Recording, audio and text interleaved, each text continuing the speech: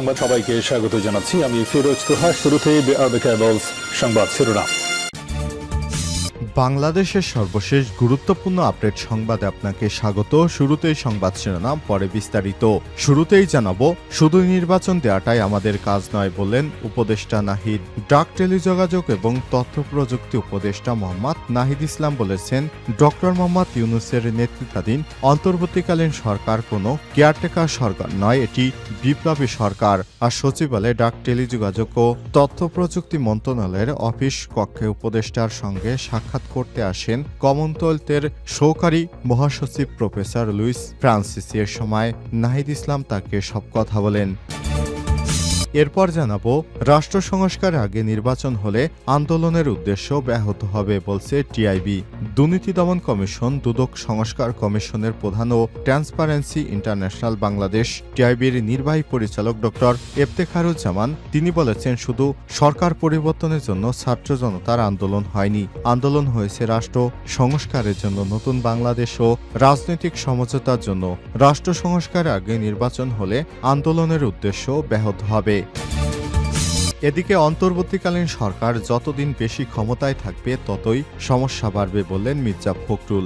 অন্তর্বর্তীকালীন সরকার যত বেশি দিন দেশের ক্ষমতায় থাকবে ততই বাংলাদেশের সমস্যা বাড়বে এমন মন্তব্য করেছে এবং দ্রুতই নির্বাচনের আয়োজনের দাবি জানিয়েছে বিএনপির মহাসচিব মির্জা ফখরুল ইসলাম আলমগীর। আজ সকালে জাতীয় প্রেস ক্লাবে মাওলানা আব্দুল হামিদ খান ভাসানীর 48তম মৃত্যুবার্ষিকী উপলক্ষে আয়োজিত এক আলোচনা সভায় এমন দাবি করেন ফখরুল। জানাবো, বিএনপির দুই গ্রুপের মধ্যে সংঘর্ষে আহত অর্ধশতাধিক। ব্রাহ্মণবাড়িয়ার বাঞ্ছারামপুর উপজেলা বিএনপির কাউন্সিলকে কেন্দ্র করে দুই পক্ষের মধ্যে রক্তক্ষয়ী সংঘর্ষে প্রায় 50 জন নেতাকর্মী গুরুতর আহত হয়েছে।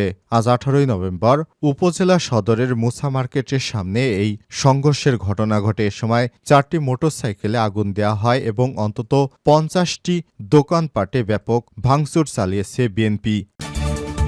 এদিকে ফেসবুকে সতর্কবার্তা দিলেন সার্জিস আলম। বৈষম্যবিরোধী ছাত্র আন্দোলনের অন্যতম সমন্বয়ক এবং জুলাই স্মৃতি ফাউন্ডেশনের সাধারণ সম্পাদক সার্জিস আলম নিজের সম্পর্কে কিছু সতর্কবার্তা জানিয়েছেন। আজ নিজের ভেরিফাইড ফেসবুক পোস্টে সব সতর্কবার্তা দেন তিনি। প্রতারক, ভণ্ড, সুবিধাবাদীদের থেকে দেশবাসীকে সাবধানে থাকার আহ্বান জানিয়ে সার্জিস এই পোস্ট করেছেন। এবং সর্বশেষ জানাবো, শেখ হাসিনার নতুন অডিও ফাঁস।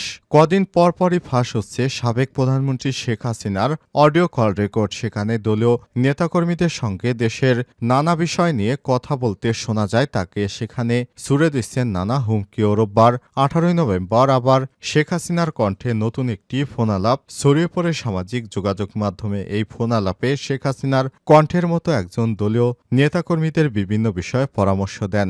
শেখ হাসিনা যাদের সঙ্গে কথা বলেন তারা ডেনমার্ক প্রবাসী। এ সময় ডেনমার্কে অবস্থানরত আওয়ামী লীগের নেতাকর্মীদের বিভিন্ন পরামর্শ দেন শেখ হাসিনা। প্রিয় দর্শক, এতক্ষণ শুনছিলেন সংবাদ শিরোনাম, এবারে বিস্তারিত। তবে তার আগে বন্ধুরা অনুরোধ থাকবে সংবাদটিতে একটি লাইক দিন। এই চ্যানেলে আপনি নতুন হয়ে থাকলে আমাদের সংবাদটি দেখতে দেখতে চ্যানেলটি সাবস্ক্রাইব করে রাখুন। কমেন্ট করে আপনার মূল্যবান মতামত জানিয়ে দিন বন্ধুরা, আপনি বিশ্বের কোন দেশ থেকে বা বাংলাদেশের কোন স্থান থেকে আমাদের সংবাদটি দেখছেন এবং শুনছেন। এবারে বিস্তারিত। শুধু নির্বাচন দেওয়ার জন্যই আমাদের কাজ নয় বললেন উপদেষ্টা নাহিদ। ডাক, টেলিযোগাযোগ ও তথ্য প্রযুক্তি উপদেষ্টা মোহাম্মদ নাহিদ ইসলাম বলেছেন, ডক্টর মোহাম্মদ ইউনূসের নেতৃত্বাধীন অন্তর্বর্তীকালীন সরকার কোনো কেয়ারটেকার সরকার নয়, এটি বিপ্লবী সরকার। সোমবার 18 নভেম্বর সচিবালয়ে ডাক, টেলিযোগাযোগ এবং তথ্য প্রযুক্তি মন্ত্রণালয়ের অফিস কক্ষে উপদেষ্টার সঙ্গে সাক্ষাৎ করতে আসেন কমনওয়েলথের সহকারী মহাসচিব প্রফেসর লুইস ফ্রান্সিসি। এর সময় নাহিদ ইসলাম তাকে সব কথা বলেন। তথ্য প্রযুক্তি উপদেষ্টা আরও বলেন, অন্তর্বর্তীকালীন সরকার সারা পৃথিবী থেকে সমর্থন পেয়েছে, যা এখনও অব্যাহত আছে।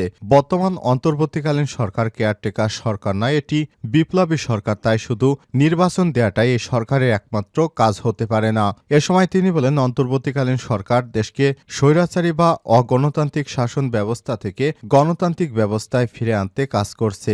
দেশের স্বার্থ রক্ষা হয় এমন যে কোনো কাজ করতে অন্তর্বর্তীকালীন সরকার প্রস্তুত। ইতিমধ্যে প্রাতিষ্ঠানিক সংস্কারের জন্য বিভিন্ন কমিশন গঠন করা হয়েছে, এই অনুযায়ী কাজ করছে।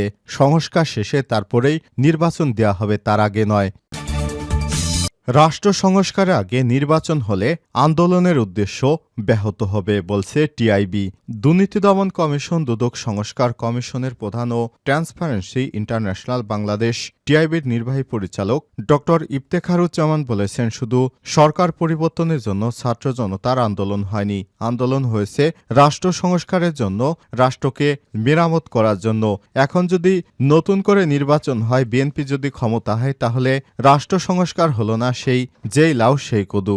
নতুন বাংলাদেশ ও রাজনৈতিক সমঝোতার জন্য রাষ্ট্র সংস্কার আগে নির্বাচন হলে আন্দোলনের উদ্দেশ্য ব্যাহত হবে। আর সোমবার 18 নভেম্বর রাজধানী ধানমন্ডিতে সরকার পতন পরবর্তী 100 দিনের উপর টিআইবির পর্যবেক্ষণ নিয়ে এক সংবাদ সম্মেলনে সব কথা জানান তিনি। ড ইফতেখারুজ্জামান বলেন, অন্তর্বর্তীকালীন সরকার যেসব সংস্কার কমিশন গঠন করেছে তা রাষ্ট্র সংস্কারের অংশ। এসব কমিশন প্রতিবেদন দেবে, প্রতিবেদনের উপর বাস্তব সংস্কার সম্পূর্ণ করতে হবে। সব বিষয় বিবেচনায় নিয়ে সরকারকে বলতে হবে নির্বাচনের জন্য কতটুকু সময় লাগবে। এ সময় তিনি আরো বলেন, যাদের মধ্যে নির্বাচন নিয়ে অস্থিরতা আছে, যারা নির্বাচনের সময়সীমা নিয়ে নানা প্রশ্ন উত্থাপন করছেন, সরকারের উচিত এসব বিষয়ের উত্তর দেয়া। 100 দিনে অন্তর্বর্তীকালীন সরকারের কাজের মূল্যায়ন নিয়ে ইফতেখারুজ্জামান বলেছেন, অনেক ক্ষেত্রে অত্যন্ত ইতিবাচক এবং রাষ্ট্র সংস্কার উপযোগী পদক্ষেপ নিয়েছে সরকার। তাদের উপর বেশ কিছু চ্যালেঞ্জ আছে। অন্তর্বর্তীকালীন সরকারের হাতে যে কর্তৃত্ববাদী বা ম্যান্ডেট আছে তার তুলনায় যে কাজ হয়েছে তা কোনো অংশে কম নয়। এ সরকার ক্ষমতা নেয়ার পর নানা রকম চ্যালেঞ্জের মুখে পড়েছে। দেশে বন্যা হয়েছে, আওয়ামী লীগের চক্রান্তে এ সরকার নানাভাবে বিপদে পড়তে গিয়েছে। সবকিছু কাটিয়ে এই শিক্ষার্থীদের মাধ্যমেই নতুন করে এই সরকার পরিস্থিতি সামাল দিয়েছে। আনসার বাহিনী, গার্মেন্টস শ্রমিকদের নিয়ে এই সরকার অনেকবার বিপদে পড়েছে। দেশের আইন শৃঙ্খলা নিয়ে বিপদে পড়েছে। এই অবস্থায় এ সরকার দেশকে যে এই পর্যন্ত নিয়ে এসেছে, এটি অত্যন্ত আমাদের জন্য সুফল বয়ে নিয়ে এসেছে। এখন আমাদের এই সরকারকে মূল্যায়ন করা উচিত। আইন শৃঙ্খলা পরিস্থিতি প্রসঙ্গে টিআইবির নির্বাহী পরিচালক আরও বলেন, পুলিশের নৈতিক অবস্থান দুর্বল হওয়ার কারণে সেনাবাহিনীকে অতিরিক্ত দায়িত্ব পালন করতে হচ্ছে। পুলিশ জনবলের ঘাটতিতে রয়েছে, বিভিন্ন প্রতিকূলতা আছে। এসব দিক বিবেচনা করে বলা যায়, যতটুকু আইন শৃঙ্খলা পরিস্থিতি স্থিতিশীল হওয়ার প্রয়োজন ছিল ততটুকু হয়নি, কিন্তু সেটি নিয়ে শঙ্কা বা উদ্বিগ্ন হওয়ার কারণ নেই। ড ইফতেখারুজ্জামান আরও বলেন, অন্তর্বর্তীকালীন সরকারের ইতিবাচক দিক হল জুলাই আগস্টে হত্যার বিচার প্রক্রিয়া শুরু হওয়া। এছাড়াও হতাহতের ক্ষতিপূরণ, গণভবনকে জাদুঘর করা, আর্থিক খাতে ইতিবাচক পরিবর্তন আনা হয়েছে। তবে বাজার ও দ্রব্যমূল্যের ঊর্ধ্বগতি নিয়ন্ত্রণে প্রত্যাশিত ফলাফল এখনও দেখা যায়নি। এছাড়াও শিক্ষা খাতেও সংস্কার প্রয়োজন, কারণ শিক্ষাই হচ্ছে জাতির মেরুদণ্ড। বিগত সরকার ভারতের তাবেদারিতে যেভাবে বাংলাদেশের শিক্ষা ব্যবস্থাকে ধ্বংস করেছিল, এটি সংস্কার অত্যন্ত গুরুত্বপূর্ণ। তা না হলে বাংলাদেশের ভবিষ্যৎ প্রজন্ম ধ্বংস হয়ে যাবে। সংবাদ সম্মেলনে মূল প্রতিবেদন উপস্থাপন করেন প্রধান গবেষণা শাহজাদা এম এ আকরাম। প্রতিবেদন তৈরিতে আরও যুক্ত ছিলেন মোহাম্মদ জুলকারনাইন, ফারহানা রহমান ও মোহাম্মদ মোস্তফা কামাল। অন্তর্বর্তীকালীন সরকার যতদিন বেশি ক্ষমতায় থাকবে ততই সমস্যা বাড়বে, মির্জা ফখরুল। অন্তর্বর্তীকালীন সরকার যত বেশি দিন ক্ষমতায় থাকবে ততই সমস্যা বাড়বে বলে মন্তব্য করে দ্রুতই নির্বাচনের আয়োজনের দাবি জানিয়েছে বিএনপির মহাসচিব মির্জা ফখরুল ইসলাম আলমগীর। সোমবার 18 নভেম্বর জাতীয় প্রেস ক্লাবে জননেতা মাওলানা আব্দুল হামিদ খান ভাসানীর 48তম মৃত্যুবার্ষিকী উপলক্ষে আয়োজিত সভায় এমনটাই দাবি করেছেন তিনি। জাতির উদ্দেশ্যে এক ভাষণে উপদেষ্টার ভাষণ প্রসঙ্গে তিনি বলেছেন, প্রধান উপদেষ্টার বক্তব্যে আমি আশাহত হয়েছি। ধারণা করেছিলাম তিনি তার প্রজ্ঞা দিয়ে একটি নির্বাচনের রূপরেখা দেবেন। শেখ হাসিনা কোন কারণে পালিয়ে গেছে তিনি বুঝতে ভুল করেছেন, আমাদের কথা শোনেননি। মির্জা ফখরুল বলেন, আমরা এখন পর্যন্ত আপনাকে সমর্থন দিয়ে যাচ্ছি। ফ্যাসিবাদের দোসরেরা সচিবালয়ে বসে আছে, তারা তো আপনাকে সংস্কার করতে দেবে না। বিএনপির মহাসচিব বলেন, আবারও বলতে চাই, এমন কাজ না করি যাতে দেশ অনিশ্চয়তার দিকে চলে যায়। সেজন্য আমরা বলছি, দ্রুত নির্বাচন হওয়া দেশের জন্য মঙ্গল। এই সরকার যত বেশি দিন থাকবে ততই সমস্যা বাড়বে, কারণ এই সরকারে কোনো ম্যান্ডেট নেই।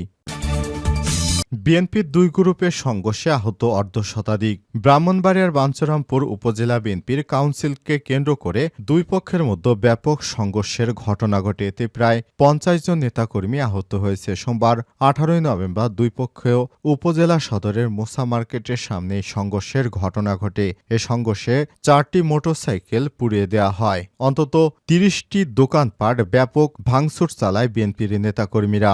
অনেকেই বলছে বিএনপির নেতাকর্মীরা এখন নিজেদের কর্মীদের ঠিকমতো চালাতে পারছে না, তারা কিভাবে দেশ পরিচালনা করবে। প্রত্যক্ষদর্শী এবং স্থানীয় সূত্র থেকে জানা যায় আগামী 20 নভেম্বর বাঞ্ছারামপুর উপজেলা বিএনপির কাউন্সিল। এই কাউন্সিলকে কেন্দ্র করে উপজেলা বিএনপির সাবেক এমপি ও বিএনপির নির্বাহী কমিটির সদস্য আব্দুল খালেক ও কেন্দ্রীয় কৃষক দলের যুগ্ম সাধারণ সম্পাদক কৃষিবিদ মেহেদী হাসান পলাশের সমর্থকদের উত্তেজনা বিরাজ করছিল। সোমবার দুপুরে বাঞ্ছারামপুর উপজেলা সদরে পল্লী বিদ্যুতের মোড় থেকে সাবেক সংসদ সদস্য মোহাম্মদ আব্দুল খালেক ও কেন্দ্রীয় বিএনপির নির্বাহী সদস্য রফিক শিকদারের নেতৃত্বে কাউন্সিল বিরোধে একটি বিক্ষোভ মিছিল বের হয়। মিছিলে রামদা লাঠিসোঁটা নিয়ে হাজারো নেতাকর্মী অংশগ্রহণ করে। পরে মিছিলটি উপজেলা প্রধান সড়ক প্রদক্ষিণ করে উপজেলা সদরের মুসা মার্কেট এলাকায় পৌঁছলে এ সময় বিএনপির অপরপক্ষ কেন্দ্রীয় কৃষক দলের যুগ্ম সাধারণ সম্পাদক কৃষিবিদ মেহেদী হাসান পলাশের সমর্থকরা মিছিলটি লক্ষ্য করে প্রথমে বিভিন্ন ভবনের ছাদ থেকে ইটপাটকেল নিক্ষেপ করে। পরে তারা দেশীয় অস্ত্রশস্ত্র দিয়ে তাদের উপর হামলা চালায়। এ সময় উভয় পক্ষের মধ্যে রক্তক্ষয়ী সংঘর্ষ বাধে। প্রায় 2 ঘণ্টাব্যাপী এই সংঘর্ষে উভয় পক্ষের অন্তত 50 জন নেতাকর্মী গুরুতর আহত হয়েছে। আহতদের বাঞ্ছারামপুর উপজেলা স্বাস্থ্য কমপ্লেক্স এবং ঢাকায় চিকিৎসার জন্য পাঠানো হয়েছে। এই ঘটনার পর পুরো উপজেলা জুড়ে থমথমে অবস্থা বিরাজ করছে।